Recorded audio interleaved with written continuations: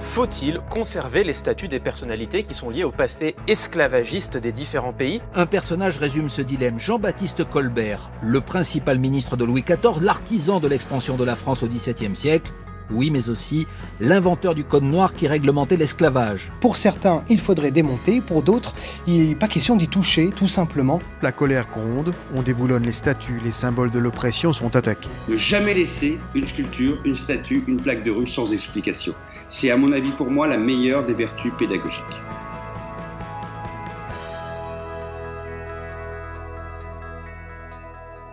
Faut-il déboulonner Colbert? Depuis de nombreuses années, aux États-Unis et au Royaume-Uni se pose la question des symboles du passé dans l'espace public.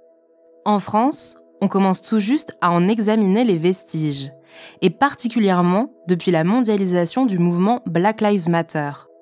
Politiques et militants s'interrogent.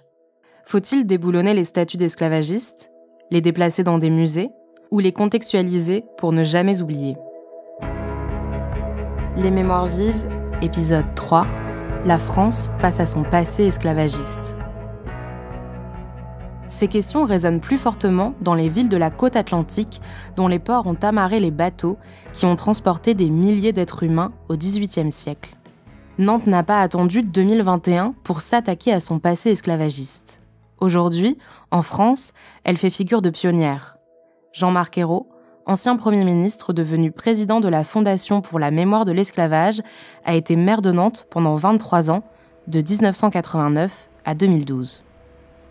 Quand je me suis présenté à Nantes en 1989, j'ai pris l'engagement que dans mon programme municipal, on organiserait des événements et on ferait tout un travail de mémoire pour que Nantes regarde son passé en face. Moi je me souviens très bien, j'étais maire de Saint-Herblain à l'époque, où j'ai été maire 12 ans, de 1977 à 1989, avant de me présenter à Nantes.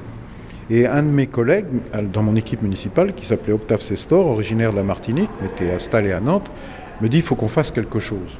Et lui, il m'a proposé de participer à un premier événement de commémoration, de mémoire, en jetant des fleurs dans la Loire. On a commencé par ça, très symboliquement, c'était en 1986. Et à un moment, il me dit « mais est-ce que tu crois qu'un jour on pourra avoir un débouché politique à cette attente ?» J'ai dit « écoute, si les conditions politiques sont réunies, je ne savais pas que je me présenterais encore à Nantes, alors moi je m'engage à faire quelque chose. » Sous ses mandats est organisée une exposition, Les Anneaux de la Mémoire, et un musée d'histoire de Nantes est ouvert, avec de nombreuses salles consacrées à cette part de l'histoire de la ville, et enfin, le mémorial de l'abolition de l'esclavage est inauguré. Si on veut comprendre l'histoire d'une ville, si on ne connaît pas ça, si on ne donne pas les clés de compréhension, alors on fait une faute. Et je pense qu'il est important que les habitants de Nantes, et en particulier les jeunes, beaucoup de classes, d'écoles, de primaires, de collèges et de lycées viennent visiter le musée, et ils ont ainsi une compréhension. Quand on insulte les joueurs de football sur le terrain, on les traite de ramasseurs de coton, donc ça vient bien de quelque part. Donc, bien connaître cette histoire, c'est pas pour chercher à diviser, à culpabiliser, mais c'est pour être plus lucide. Et puis affronter les questions de notre époque. Est-ce que c'est ça, faire un travail de mémoire? Oui, c'est ça, un travail de mémoire. C'est fait pour être utile, c'est pas fait pour régler des comptes. C'est pas fait pour, comme certains nous le reprochent, pour battre sa coupe. C'est pas la concurrence des mémoires qu'il faut cultiver. C'est le travail sur la base de la vérité, de constituer une mémoire commune et une mémoire partagée. Et c'est ça qui nous rendra plus forts. Et mon expérience de Nantes, avec le travail qui a été fait depuis la fin des années 80 jusqu'à aujourd'hui et qui continue, avec le musée, avec les parcours mémoriels, avec bien sûr le mémorial où nous nous trouvons en ce moment, c'est un travail qui n'a pas affaibli les Nantais, qui ne les a pas déchirés, qui les a au contraire renforcés. Et d'ailleurs, je crois que les Nantais sont fiers que ce travail a été fait, que la ville de Nantes était en avant-garde en quelque sorte. Il faut dire que l'esclavage a laissé des traces partout à Nantes. Le syndicat d'initiative de la ville propose des visites avec des guides conférenciers spécialisés sur le sujet. Brigitte Château est l'une d'entre eux. Elle nous a fait parcourir la ville pour nous montrer toutes les traces que l'esclavage avait laissées, plus ou moins évidentes. Et comment ils réagissent en général les gens, que ce soit des Nantais ou des non-Nantais, quand vous leur faites ce type de visite? Très demandeurs, au point même qu'on nous a parfois demandé d'en proposer davantage dans le planning des visites guidées, ce que l'on fait maintenant. Donc quelque chose de grandiose, des balcons en fer forgé, et sur cette place, Moi, je trouve qu'il y a un petit esprit de la place de la Concorde. C'est une grande place, une colonne au milieu. Le port commençait ici, puisqu'il y avait la Loire, et continuait là-bas. Donc là, on est face au port. Et la marchandise qu'on va rapporter le plus à Nantes à partir du XVIIe siècle, et ça va s'accélérer avec le commerce triangulaire, bien sûr, c'est le sucre. Et là, on est où? On est quai de la Fosse, place de la Bourse et quai de la Fosse. Et de l'autre côté, donc de ce grand boulevard qui autrefois était la Loire, on a un magnifique bâtiment, toujours dans le même esprit du grand hôtel particulier. Donc 3 niveaux avec un fronton triangulaire au milieu. Aujourd'hui, c'est le tribunal administratif. C'est l'hôtel d'Heurbrooke. Si Nantes est à la pointe du travail de mémoire, beaucoup d'habitants n'ont pas encore tout à fait conscience des nombreux stigmates qui parsèment la ville. Les Nantais connaissent l'île Feydeau. C'est quand même un quartier qui est extrêmement connu à Nantes comme étant le quartier des armateurs de la ville, même si des armateurs, il y en avait partout. Après, il faut prendre le temps d'observer. Il faut avoir la volonté de faire l'effort de regarder. Les visites guidées participent également à cet apprentissage. Il suffit de lever les yeux. De nombreux bâtiments de la ville possèdent des balcons en fer forgé, typiques du XVIIIe siècle. Et sous ces balcons, on peut aussi voir ce qu'on appelle des mascarons. Les mascarons, effectivement, ça c'est très à la mode sous Louis XV. Ça vient du mot masque, ce sont ces têtes qui ornent les ouvertures. Alors parfois, c'est la tête du propriétaire. Parfois, on peut trouver des têtes d'Africains. Une référence très très claire au type d'armement du propriétaire, le commerce triangulaire. Et très souvent, on va voir des têtes de dieux de la mythologie. Et les 3 qu'on va retrouver partout, à savoir le dieu de la mer, le dieu du commerce et le dieu du vent, c'est-à-dire Neptune, Poséidon, Éole, le dieu du vent, et Mercure ou Hermès, le dieu du commerce, des voyageurs.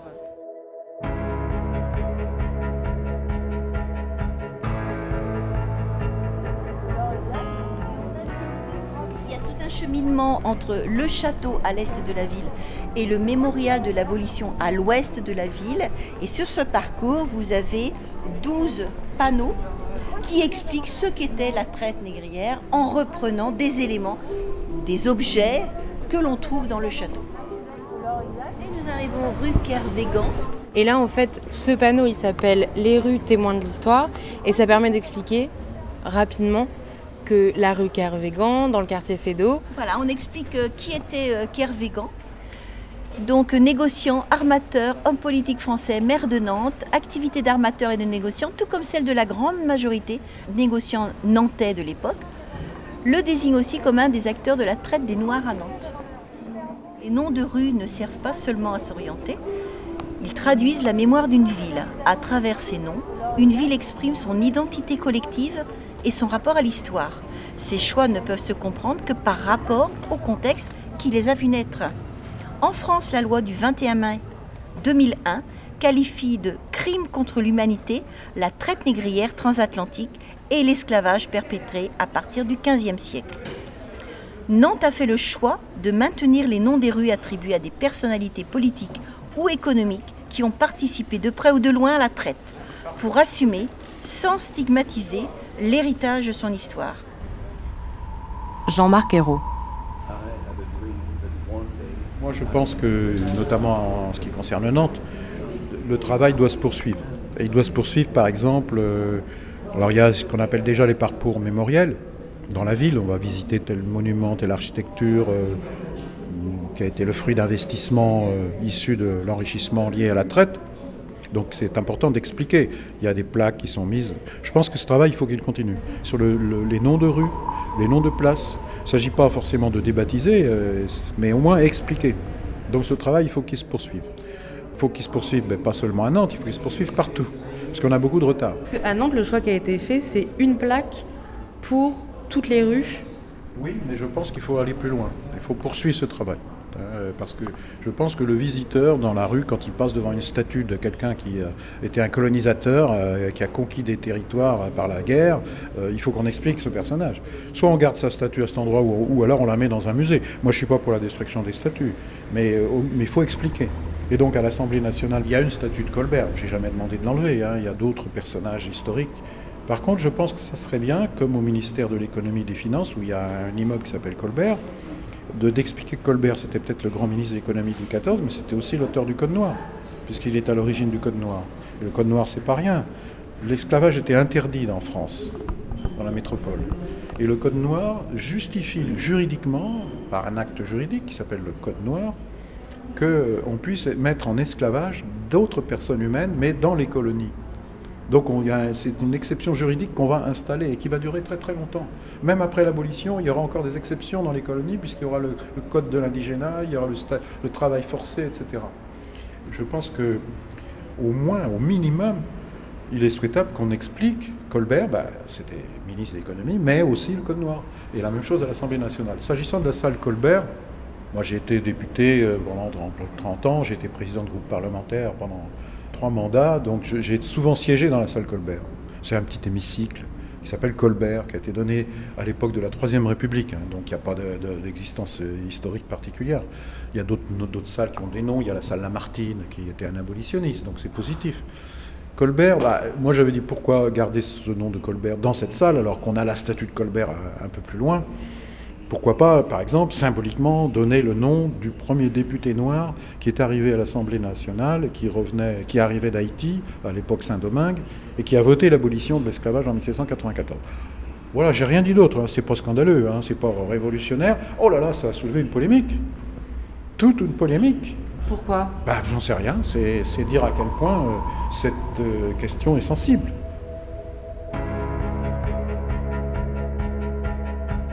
Alors mon point de vue sur débaptiser des noms de rues, pourquoi pas, enfin après il y a de nouvelles rues à créer aussi.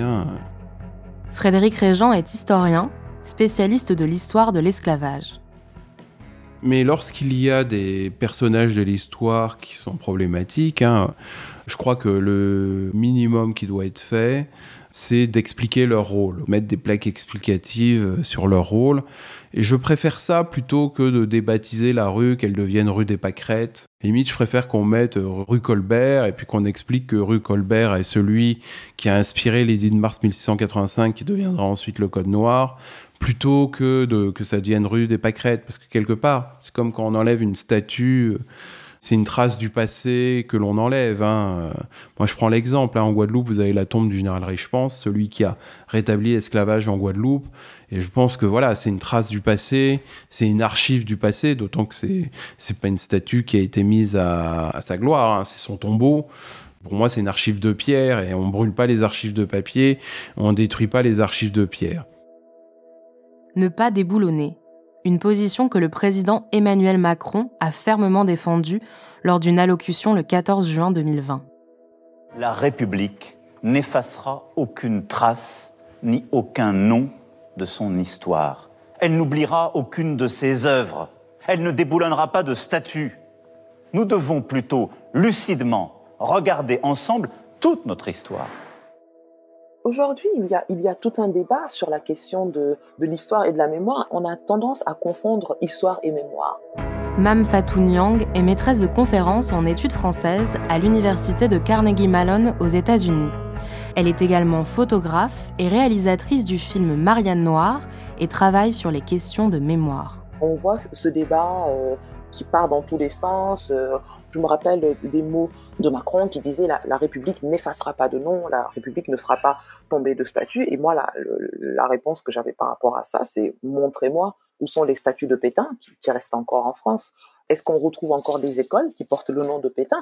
Et pourtant, Pétain a été quelqu'un d'extrêmement important pour nous au sortir de la Première Guerre mondiale. Mais ses actions durant la Seconde Guerre mondiale, le gouvernement de Vichy fait qu'il était impensable pour la France au sortir de 1945, que des écoles portent encore son nom, que des rues, des avenues, des boulevards. Donc, ces rues ont été débaptisées. Mais ce n'est pas pour autant qu'on a oublié Vichy, ce n'est pas pour autant que personne ne sait qui est Pétain. Donc la question qui s'est posée et qui a été résolue à l'époque, c'est qu'on peut apprendre l'histoire de Vichy, on peut apprendre cette histoire-là, on n'oubliera pas qui est Pétain, aussi bien dans la complexité de ses actions héroïques de 1914, 14-18, que dans ce qu'il a fait en 1945. On n'oublie pas Pétain, mais il est impensable que ces bustes ornent nos rues. Il est impensable que nos avenues, nos rues, nos boulevards portent son nom. Il est impensable que nos enfants aillent dans des écoles dont le fronton porte son nom. Impensable. Ça a été fait. On n'a pas oublié Pétain. Donc, pourquoi ce ne serait pas possible pour Bugeaud? Pourquoi ce ne serait pas possible pour les auteurs du Code noir? Pourquoi? On peut se rappeler de l'histoire, mais il faut vraiment se rendre compte à quoi sert une statue. Une statue dit quelque chose à un moment précis.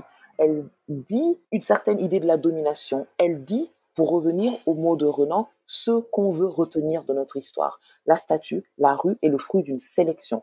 Donc, elle dit quelque chose de nous. Et qu'est-ce que la France dit d'elle-même? Ou qu'est-ce que la France aurait dit d'elle-même si elle avait, en 2021, on avait encore 350 écoles qui portaient le nom de Pétain? Eh ben moi, je veux qu'on fasse la même réflexion par rapport à l'histoire de l'esclavage. Qu'est-ce que la France dit d'elle lorsque nos enfants vont dans des écoles qui portent le nom d'esclavagistes? Qu'est-ce que la France dit d'elle lorsque nos avenues, nos rues, portent le nom d'esclavagistes, portent le nom de bourreaux? Donc, qu'est-ce que nous disons de nous? Alors, les formes que ce processus devra adopter, il faut qu'il y ait un débat. Et c'est la question aujourd'hui en France, parce qu'on considère qu'il n'y a pas à avoir débat et que l'idée même d'introduire ce débat, c'est du séparatisme, c'est de l'indigénisme, c'est voilà. Alors qu'il faut qu'on ait un débat sur les formes que cette mémoire. Est-ce qu'on laisse les noms de ces personnes en apposant une petite explication pour dire qui ils ont été, combien de personnes ils ont gazé ou tué? Est-ce qu'on enlève ces statues, ces noms de rue, et qu'on met ces statues dans des musées, qui seront des musées... on ne sait pas. Mais il nous faut aujourd'hui une consultation nationale, un débat national sur ces statues-là, ces noms de rue-là, et leur devenir. Et ce débat national, pour l'instant, on est dans les balbutiements. Je vous rappelle qu'en France, si vous et moi, ou chacun ici, on veut emmener nos enfants voir l'histoire coloniale et un musée, il n'y en a pas. Donc les gens se débrouillent avec ce qu'ils ont. C'est leur façon de se réapproprier l'histoire. On fait tout ça de se réapproprier l'histoire. Quand l'outil de l'État, quand la culture ne produit pas, quand il n'y a pas de musée, quand on ne peut pas raconter l'histoire en commun, quand on ne peut pas fabriquer une mémoire commune, eh ben les gens, ne soyons pas étonnés qu'ils tentent en bricolant de se reconstruire une reconnaissance dans un pays. C'est complexe.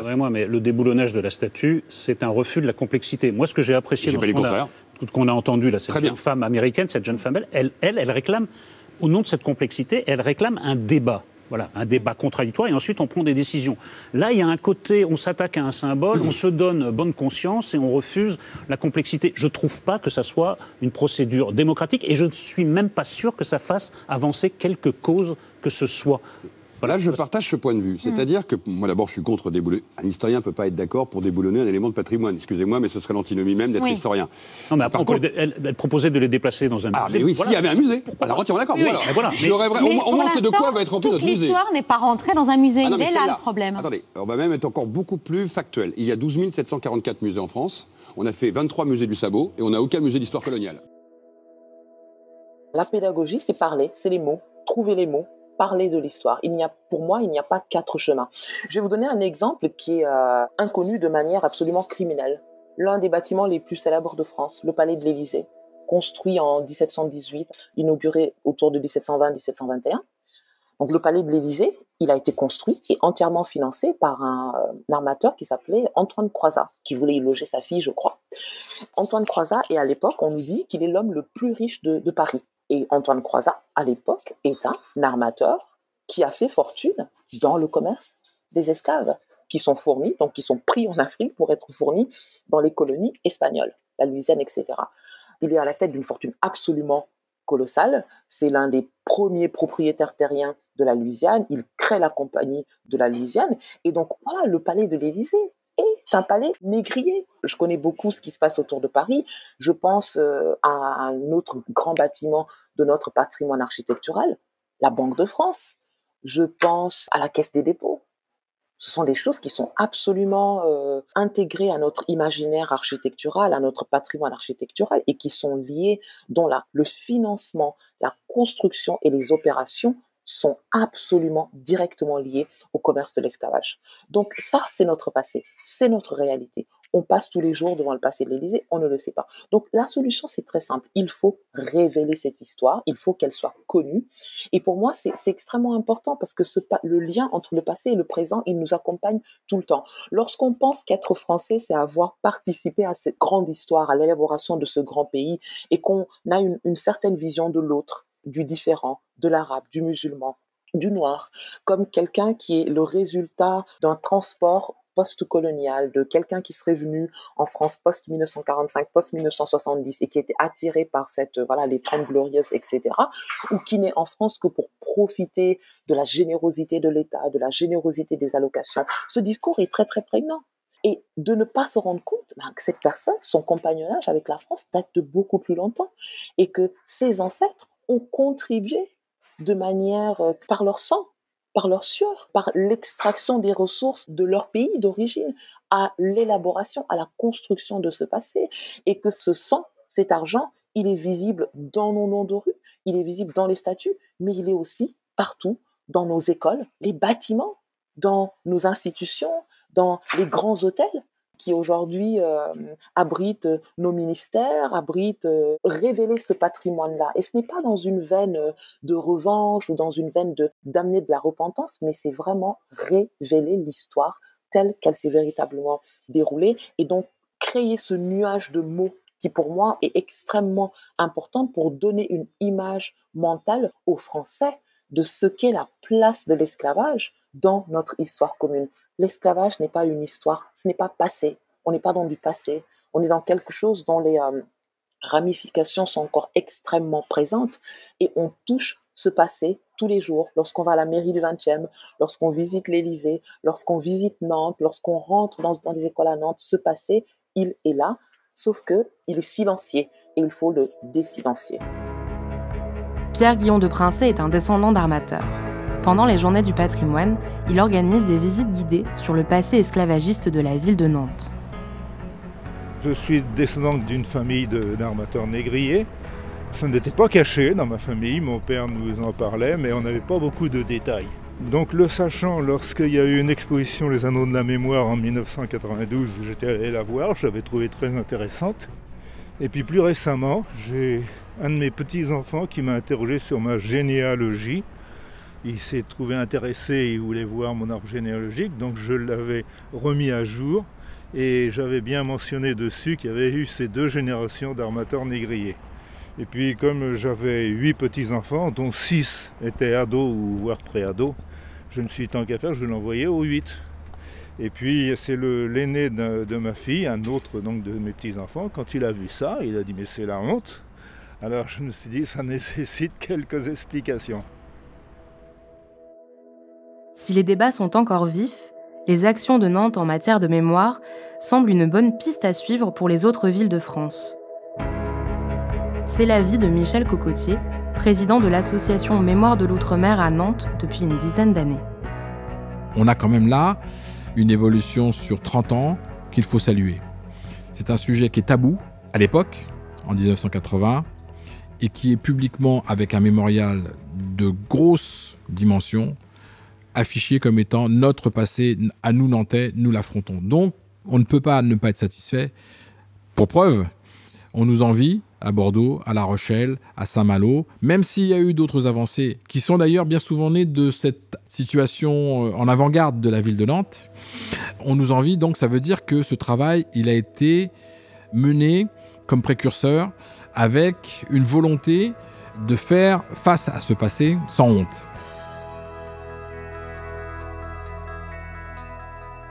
C'était Les Mémoires vives, un podcast du Musée d'Histoire de Nantes, écrit par Nina Pareja et Christophe Caron, réalisé par Aurélie Rodriguez et produit par Slide.fr.